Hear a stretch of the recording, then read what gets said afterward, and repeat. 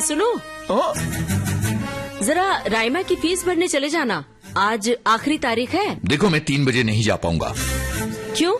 क्यों नहीं जा सकते? वो मैं असल में... वो मैं अरे क्या वो मैं साहब बताओ क्या करना है 3 बजे? करना नहीं है, सुनना है।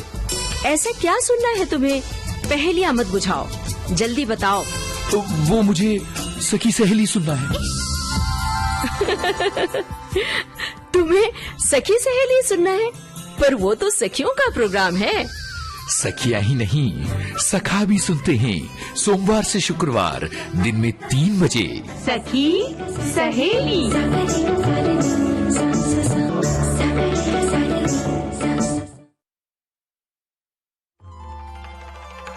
आप सुन रहे हैं विविध भारती।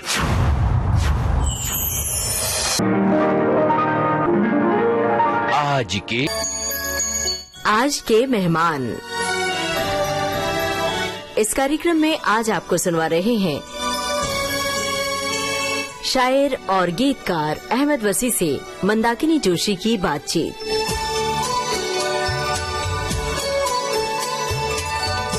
सभी सुनने वालों को मंदाकिनी जोशी का प्यार भरा नमस्कार।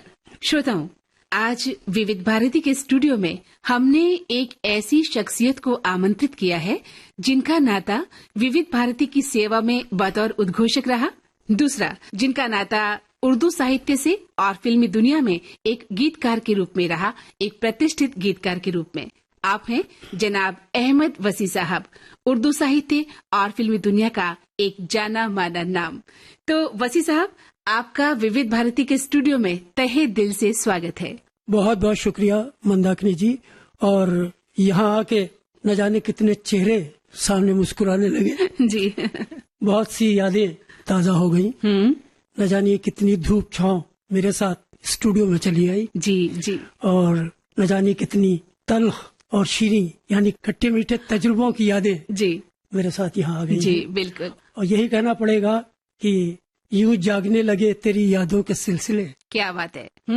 यूं जागने लगे तेरी यादों के सिलसिले, सूरज गली गली से निकलता दिखाई दे। वाह वाह। तो हर गली से अब सूरज निकल रहा है, हर चेहरा उजागर हो रहा है जी। न जाने कितने रोशन चेहरे मुस्कुरा रहे हैं मेरे सामने। कुछ फिक्रमंद हैं, कुछ हंस रहे हैं, कुछ खिलखिला रहे हैं। और बहुत सी यादें, बहुत से प्रोग्राम जो मैंने किए, जो उन्होंने किए, जिनके साथ किया, वो सब सामने आ रहे हैं। बिल्कुल बिल्कुल। और बहुत अच्छा लग रहा है। जी बिल्कुल। 1967 में आपने विविध भारती सेवा में बतौर उद्घोषक कदम रखा था। तो उस समय जब अमीन सयानी साहब और गोपाल शर्मा जैसे दिग्गज उद्घोषक विविध भारती की शान हुआ करते थे, उस दौरान आपने कदम रखा।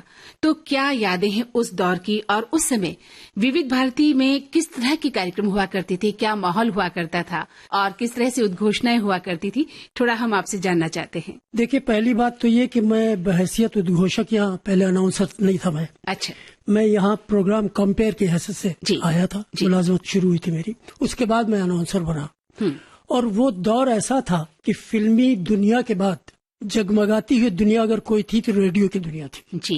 क्योंकि एंटरटेनमेंट का या तो फिल्म जरिया था या फिर रेडियो होता था। हर तरफ जिधर आप जाइए, होटलों में, बिल्डिंगों से इधर उधर विविध भारती सुनाई दे रहा है, और दूसरे रेडियो स्टेशन, यानी वो रेडियो का जमाना था। और विविध भारती के प्रोग्राम तो इतने मशहूर और इतने मकबूल होते थे कि फिल्म स्टारों के, क्योंकि ये बम्बई नगरी है, यही विविध भारती का ऑफिस था, तो फिल्म वालों की तरफ से यानी सिफारिशें आती थी। अच्छा। उनके आदमी भेजे जाते थे। स्पेशल जयमाला प्रोग्राम जो बहुत मकबूल था उन दिनों फौजी भाइयों के लिए, उसमें बुलाइए या दूसरे ऐसे ही मेहमान के तौर पर बुलाइए। तो हर जगह विविध भारती सुना जाता था, घरों में, हर जगह, छोटे शहरों में, गाँवों में, देहातों में, हर जगह। और विविध भारती का खासकर रेडियो का अनाउंसर तो बिल्कुल हीरो होता था जी, स्टार हुआ करता समाज में, उसकी इज्जत वही होती थी। और वो उन्हीं नजरों से देखा जाता था, जैसे दिलीप कुमार, देवानंद, अच्छा, शम्मी कपूर, राज कपूर, वो भी उनके लिए वही था, क्योंकि वो उनको नहीं देख पाते थे, हमको देख के या रेडियो वालों को देख के।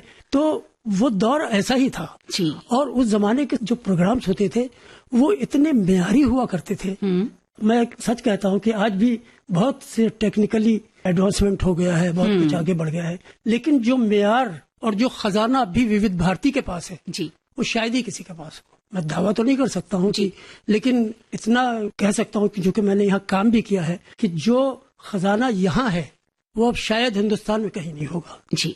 इतने पुराने आर्टिस्टों की रिकॉर्डिंग, पुराने प्रोग्राम, वो सब इतने मकबूल रहे। तो मैं प्रोग्राम कंपेयर की हैसियत से आया, उसके बाद धीरे धीरे अनाउंसर बना और बहुत कुछ हुआ मेरे साथ, रेडियो के हैसियत, अनाउंसर की हैसियत से भी जी। और यहाँ के जिंदगी के तजुर्बे, क्योंकि जब आदमी नौकरी पे आता है तो अपने घर से ज्यादा वहाँ मौजूद रहता है जी।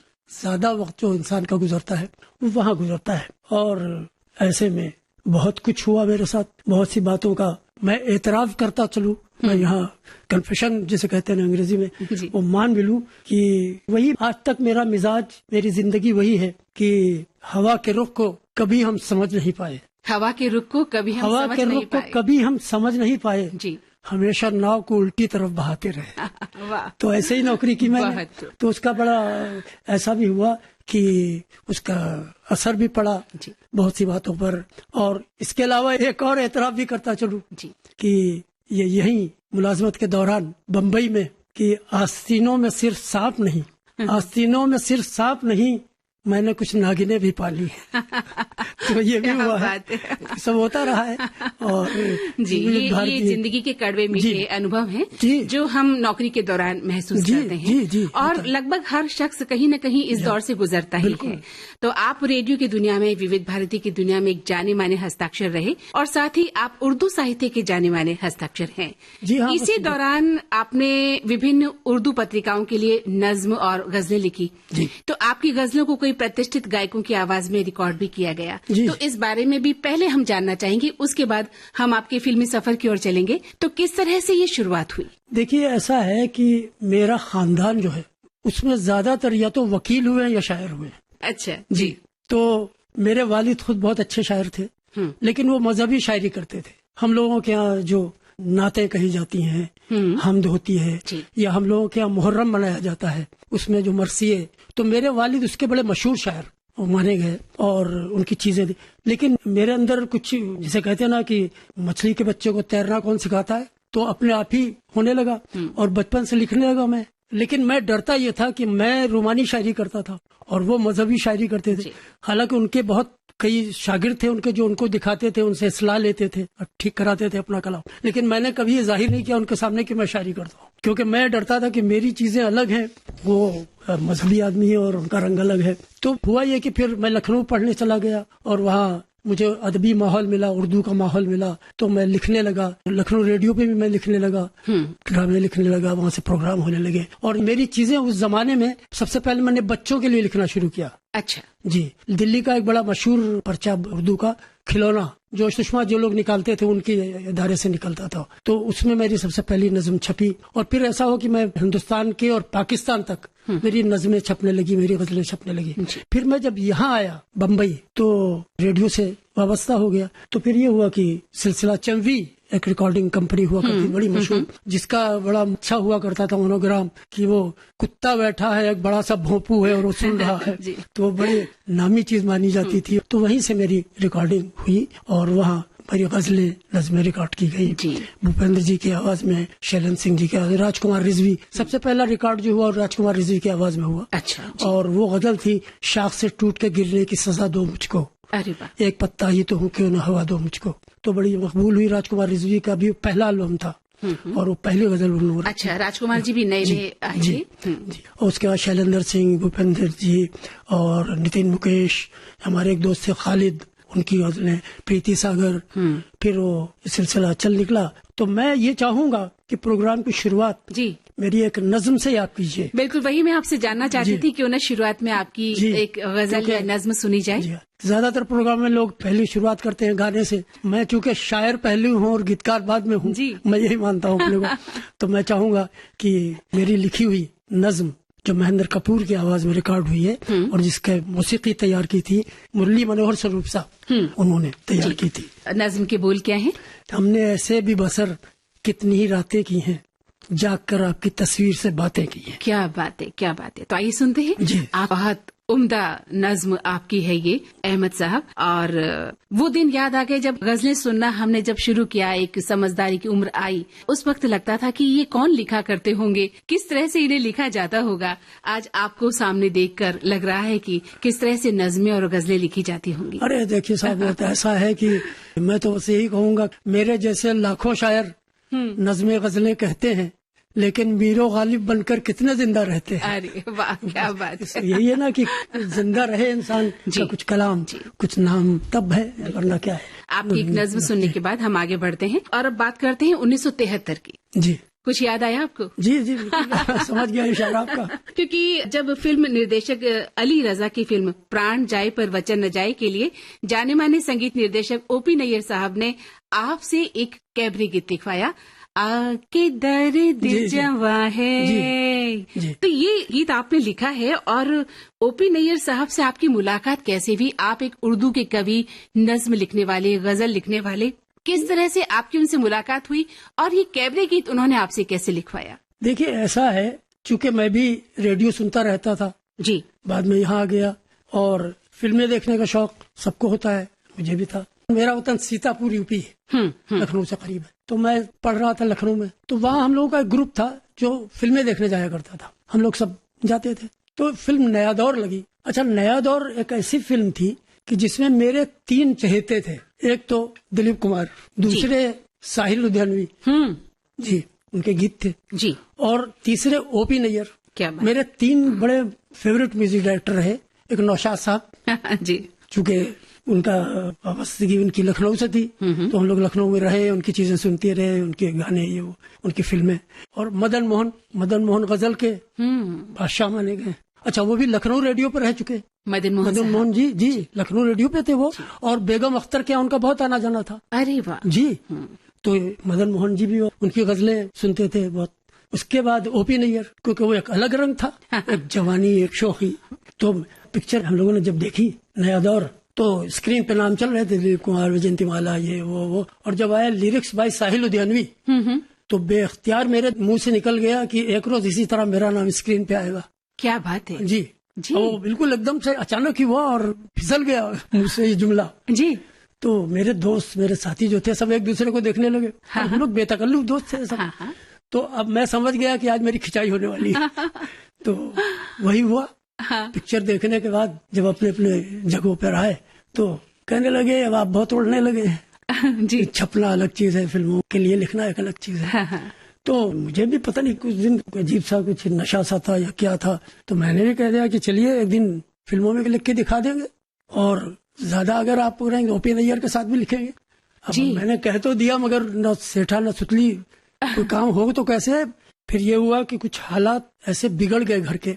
मेरे वालिद एक स्टेट के मैनेजर थे, महमूदाबाद स्टेट आजकल बड़ी खबरों में भी है, वहाँ के मैनेजर थे वो।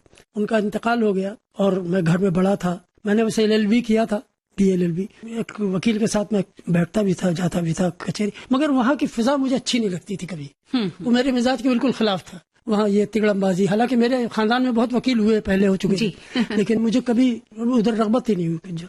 तो मुझे ये लगा कि मुझे बम्बई आना चाहिए। यहाँ मेरे चचा थे, मैं यहाँ चला आया।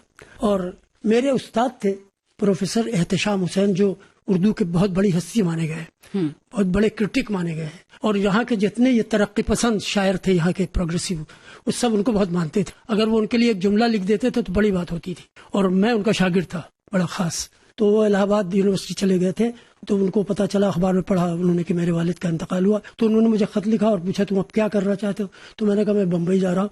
तो उन्होंने मुझे 4 खत लिख के भेजे। अच्छा। अली सरदार जाफरी साहब, बहुत बड़े उर्दू के शायर जी। राजन सिंह बेदी साहब, बहुत बड़ा नाम उर्दू का, और फिल्मी दुनिया का बड़ा नाम, दिलीप कुमार की देवदास और ये सब फिल्में लिखने वाले, बिमल राय की फिल्में, और जोया अंसारी साहब एक हुए हैं क्रिटिक वो, और ख्वाजा अहमद अब्बास के अब्बास साहब। तो वो उनके सब दोस्तों में थे। उन्होंने 4 खत मुझे भेजे कि तुम इनसे मिलो। तो मैं इनसे मिला। तो अब्बास साहब ने मुझे कुछ लोगों के नाम खत लिख के दिए, जिसमें सरदार मलिक थे, जिसमें लक्ष्मीकांत प्यारेलाल थे, लक्ष्मीकांत के नाम। तो मैं मिला लोगों से, ये होता गया। तो सिलसिला यूँ हुआ कि मैं जब विविध भारती में आ गया तो यहाँ मेरे एक सीनियर अनाउंसर थे शील वर्मा साहब जी, तो बेचारे मेरे पास बहुत आते थे, हम लोग बैठते थे, शील भाई उन्होंने कहा चलो तुमको ओपी नैयर से मिलाते हैं। अरे मैंने कहा चलो। अच्छा। हाँ, ये मेरे यहाँ ज्वाइन करने के 2 साल बाद का वाकया है। हाँ। 2 साल बीते तो मैं गया, क्योंकि आशा जी उनको राखी बांधती थी और नैयर साहब उनको बहुत मानते थे, दोस्त की तरह थे। और आशा जी और नैयर साहब का जो एक आर्टिस्ट की हैसियत से भी और वैसे भी जज्बाती तौर पर लगाव था दोनों का। तो वहां मैं गया तो वहाँ आशा जी भी और नैयर साहब। फिर ये होने लगा कि शाम का वक्त मेरा और नैयर साहब का और आशा जी का अक्सर साथ गुजरता था। अच्छा। जी, हम लोग टहलने निकलते थे तो आशा जी कभी गाड़ी में बैठी रहती थी, नैयर साहब और हम लोग टहलने निकलते थे। तो एक दिन मैंने ऐसे उनसे जिक्र कर दिया नैयर साहब से कि नया दौर फिल्म देखने के दौरान ऐसा मैंने कह दिया। तो हंस पड़े बड़ी जोर से, कहा लगा के, और चुप हो गए। उन्होंने चीजें मेरी पढ़ रखी थी, क्योंकि वो उर्दू के आदमी थे जी। उनके पास शमा और ये फिल्मी रिसाले ऐसे आते थे, तो मेरे नाम से वो वाकिफ थे, उन्होंने पढ़ा था मुझे। तो मैंने उनको चीजें अपनी दिखाई भी थी। तो एक दिन उनका फोन आता है मुझे, क्या कर रहे हो? तो ये विविध भारती का सीजीओ बिल्डिंग मेरिन लाइन्स पे रहता था और वो ए रोड पे उनका घर था, चर्च गेट पे। तो दिन का खाना नैयर साहब अपने घर पे खाते थे और रात का खाना किसी बड़े होटल में खाते थे। अच्छा। ये उनकी लाइफ स्टाइल थी जी। तो उन्होंने कहा मैं खाना खाने आ रहा हूँ घर पे, तुम आके मुझसे मिलो। तो मैं नजदीक था, ऑफिस में चला गया। तो वहाँ उन्होंने कहा कि मैंने एक तस्वीर साइन की है। अब मैं तो पहले तस्वीर समझ नहीं पाया कि क्या। तो कहने लगे फिल्म मैंने एक साइन की है और तुमने जिक्र किया था कि ऐसा ऐसा हुआ। तो मैंने कहा जी हाँ। कहने मैं तुमको एक गाना ट्रायल के तौर पर देना चाहता हूँ। अच्छा। देखता हूँ तुम लिख सकते हो कि नहीं। मैं तो उछल पड़ा, मैंने कहा यार ये तो खुदा पता नहीं क्या मेहरबान है सब मेरे ऊपर, क्या हो गया। उन्होंने उनका पियानो रखा हुआ था। हाँ। तो पियानो पे बैठ कर उन्होंने धुन सुनाई मुझे और कहने लगी कि ये कैबरे सॉन्ग है। उस जमाने में आइटम सॉन्ग कैबरे सॉन्ग कहलाता। हाँ। और कहने लगे कि इसमें खास बात ये रखनी तुमको कि मुखड़े में आ लफ्ज से शुरू होना चाहिए, यानी गीत जो आ से शुरू होना चाहिए। आ से बहुत मुश्किल काम था जी, ताकि ये फीमेल सॉन्ग है, आर्टिस्ट का मुंह खुले पूरा। अच्छा। हाँ जी। और आगे की धुन सुनाई गई ऐसे ऐसे ऐसे। तो मैं तो लगा कि जैसे आसमान में उड़ रहा जी। तो आया और मैंने रात में 96 मुखड़े लिखे, 96। अच्छा जी। रात भर में सोया नहीं। हाँ। मैं लॉज में रहता था जी। तो वो वहाँ बाहर की लाइट आती, रात में सब सो जाते थे बत्ती बुझा के। तो मैंने खिड़की खोली और लाइट बाहर की जो रोशनी थी उससे मैंने 96 मुखड़े वो पेंसिल से लिख डाले। फिर सुबह उनको फेयर किया और जाके दूसरे दिन नैयर साहब को, मुझे मालूम था खाना, उनको फोन किया मैंने। तो कहने लगी तो मैं तो कंफ्यूज हो गया, मैं क्या करूं? तुम अली रजा के पास जाओ, वो राइटर डायरेक्टर, वो वर्ली पे रहते थे। निम्मी, उनके निम्मी जी से उन्होंने शादी की थी। अच्छा। एक्ट्रेस निम्मी जी जो थी उनके हस्बैंड थे वो। तो वहाँ गया मैं, फिर उन्होंने भी कहा कि भाई ये काम तो म्यूजिक डायरेक्टर का है, मेरा है नहीं। और वो हंस के बोले ये तुम कहाँ के रहने वाले हो? तो मैंने कहा मैं सीतापुर का रहने वाला हूँ। तो सीतापुर का नाम सुन के, क्योंकि मेरे चचा उनके साथ लखनऊ का एक शिया कॉलेज है, वहाँ वो पढ़े हुए थे, तो वहाँ मेरे चचा भी क्लास फेलो थे उनके। तो उन्होंने कहा कि वो पुराना सीतापुर जानते हो? मैंने कहा हाँ मैं पुराना सीता। तो कहले वो घराना जानते हो? मैंने कहा मैं उसी घर का चश्मचरा हूँ। तो बैठो बैठो। पहले तो बाहर ही बात कर रहे थे, फिर आओ बैठो, बैठे, फिर चाय आई ये वो। मैंने कहा सब मैं इतनी दूर से आया हूँ। तो उन्होंने एक मुखड़े टिक कर दिए। मैंने कहा एक जो आपको अच्छा, आपकी कहानी है, आप डायरेक्टर है इसके, आप ज्यादा इन है इसमें। तो नैयर साहब ने फिर उसमें से आके दर्द जमा है ये गाना रिकॉर्ड किया और इसी गाने से निम्मी जी ने क्लैप दिया। गाना आशा जी की आवाज में रिकॉर्ड हुआ और इसी से फिल्म का मुहूर्त हुआ जी। बिंदु जी पर फिल्माया गया था ये गीत और बेहद शानदार गीत। आज भी ये गीत हमें तो आपके सामने बैठकर लग रहा है कि इस गीत को कितनी बार तो बजाया होगा मैंने खुद और कितनी बार आपका नाम बतौर गीतकार हमने लिया। और एक चीज और बड़ी हुई थी उसमें ये कि ये फिल्म जब एंड होती है जी, जब फिल्म प्राण जाए पर वचन न जाए, जब द एंड लिख के आता है तो बैकग्राउंड म्यूजिक यही आके दर जमा बज रहा होता है जी। तो लोग जब बाहर निकलते हैं सिनेमा हॉल से तो लोगों के जहन में वो धुन होती है जी। तो इसलिए और भी मशहूर है जी। तो आपका पहला गीत ही जो है सुपर डुपर हिट हो गया। तो एक बात हम जानना चाहते हैं कि आप उर्दू साहित्य के हस्ताक्षर, नज़्में लिखने वाले, गजल लिखने वाले, अचानक कैबरे गीत लिखने की तरफ कैसे मोल्ड हुए? मतलब ये लिखना कितना मुश्किल था आपके लिए? देखिए मैं एक बात मानता हूँ कि जो शायर है, लिखने की बात कर रहे हैं आप तो इसलिए पूछे, जो शायर है वो कुछ भी लिख सकता है जी। मैंने भजन लिखे, हीरा मोती के लिए मैंने भजन, पहला भजन रिकॉर्ड हुआ मेरा, उसका जिक्र हम करने वाले हैं थोड़ी देर में। मैंने कव्वाली लिखी, मैंने भांगड़ा लिखा, मैंने बर्थडे सॉन्ग लिखा, मैंने क्लाइमेक्स सॉन्ग लिखा। तो जो शायर है वो कुछ भी लिखेगा। बाहर मैंने कितना, फिल्मों के अलावा मैंने बहुत लिखा। कुछ किसी ने कोई फरमाइश की, कुछ शेरा लिख दो, अपने नाम से नहीं, एक दूसरे को दे दिया कि तुम पढ़ देना। कितना ऐसा कलाम है इधर उधर, किसी के रुखसती है, बाबुल इस तरह की, किसी के घर कोई ऐसा सालिया हो गया, कोई शादी की है, कोई किसी, तो मैं मानता हूँ कि अगर आप में पोटेंशियलिटी है, जिसे उर्दू में कहते हैं, अगर आप में तख्लीक है, करने की मादा है, कुछ भी कर सकते हैं, तो आप कुछ भी लिख सकते हैं जी। आपका डिवोशन जो है, आपका लगाव अगर उस चीज से है तो आप लिख सकते हो। तो वसी साहब, मुझे लगता है कि अगर मैं आपसे कहूं कि क्या सुनना चाहेंगे, कौन सा गीत सुनना चाहेंगे, तो जरूर आप यही गीत सुनना पसंद करेंगे इस वक्त, या कुछ और आशा जी की ही आवाज में? बिल्कुल, अरे वो तो बिल्कुल यकीनन फिल्म प्राण जाए पर वचन न जाए, सब सुनना चाहेंगे, यही है ना? जी, जी, तो चलिए आइए सुनते हैं ये प्यारा सा गीत, बिल्कुल, जो हर किसी की जुबान पर है। जी जी।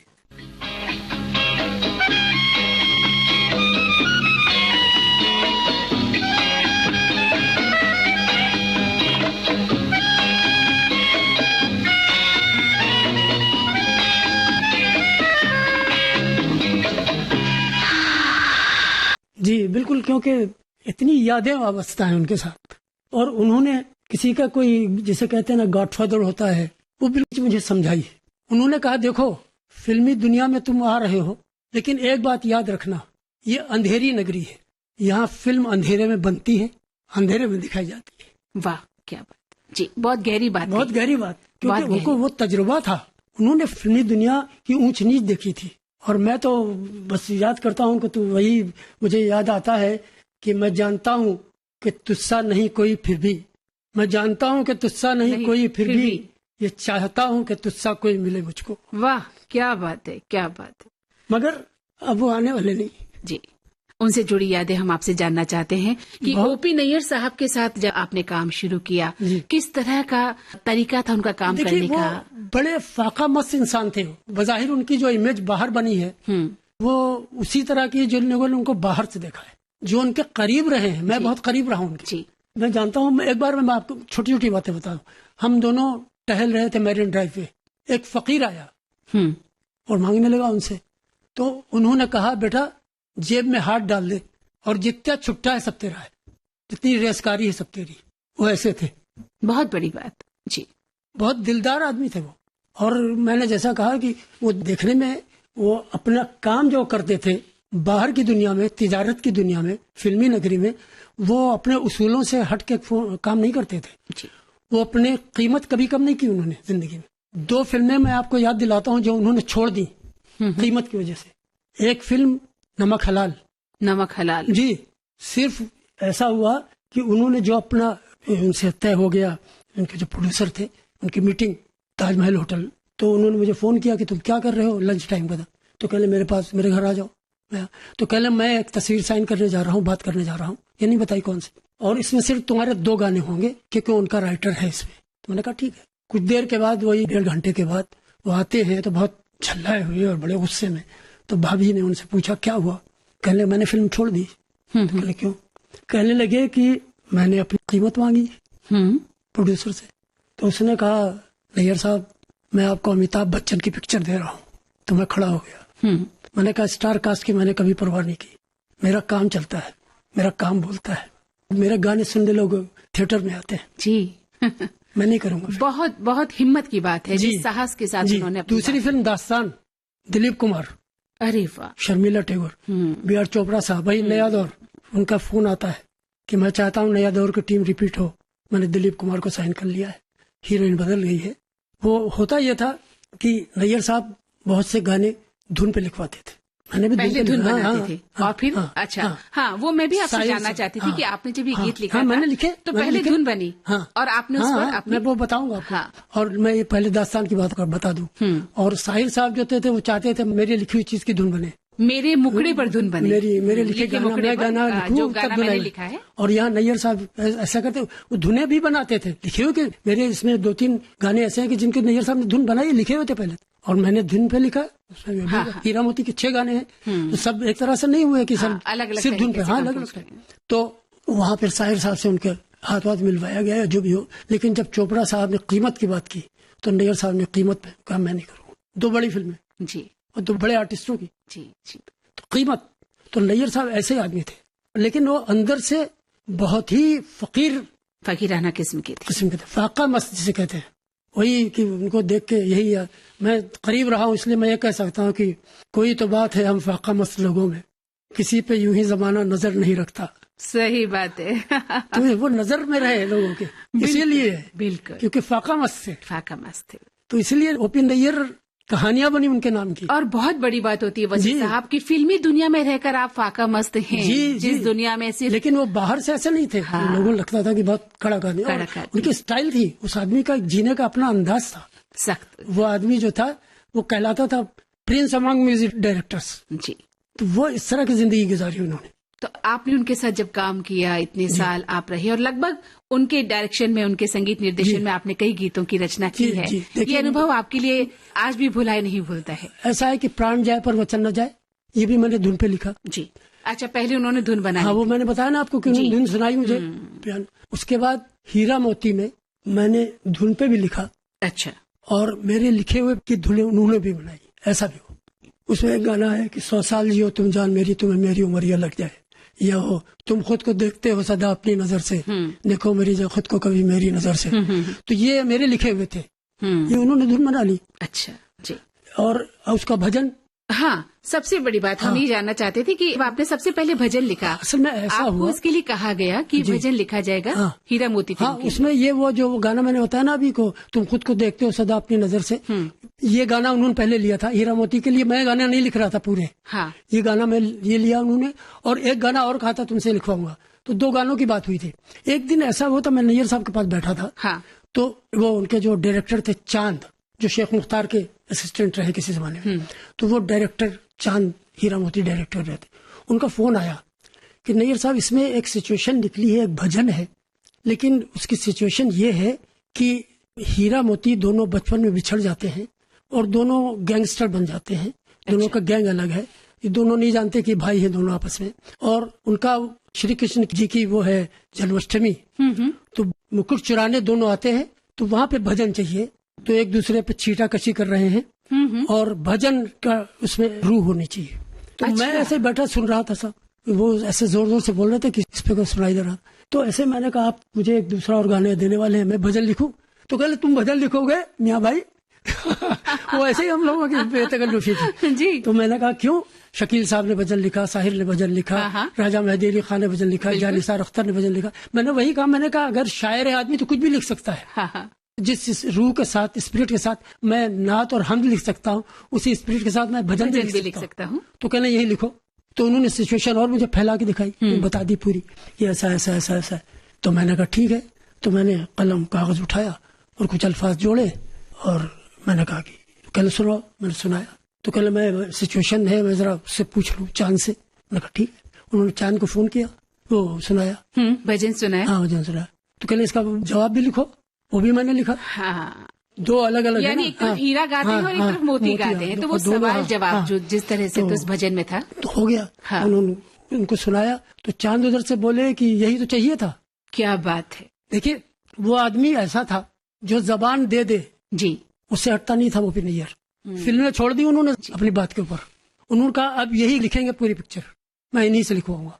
तो हीरा मोती फिल्म के सभी गीत आप के द्वारा लिखे गए थे। इसमें आपने कव्वाली भी लिखी है और इसमें आपने भांगड़ा भी लिखा है। हाँ, तो ये सिचुएशंस भी आपको बताई जाती है। सिचुएशन तो हम लोग फिर सुनते हैं कहानी, तो उसमें सिचुएशन बताई जाती है, उसका गाने का मूड क्या होगा, कैसे उसमें कलर और दिए जा सकते हैं। वो सब हम लोग डायरेक्टर, म्यूजिक डायरेक्टर और लिरिक राइटर बैठकर लिखते हैं। तो आपने जब लिखा तो इस पर धुन पहले तैयार की गई? नहीं, मैंने लिखा। आपने लिखा? मैंने लिखा, नैयर साहब ने धुन बनाई इसकी, और मोहम्मद रफी साहब और मन्ना डे कोरस, उन्होंने गाना। ये भजन जरूर सुनवाइए। बिल्कुल, चलिए तो सुनते हैं आपका लिखा। सुनने के बाद तो देखिए रूह एकदम से ही जी, क्या कहने, बहुत रूहानी चीजें, रूहानी चीज थे। बिल्कुल, आपने सही कहा। और मैंने एक चीज और की, जाहिर है कि मैं यूपी का आदमी हूँ और हिंदी पढ़ी थी मैंने इसमें सूरदास जी की जो उन्होंने उसमें दिखाया है ना, माखन चोर, उसका फायदा उठाया है।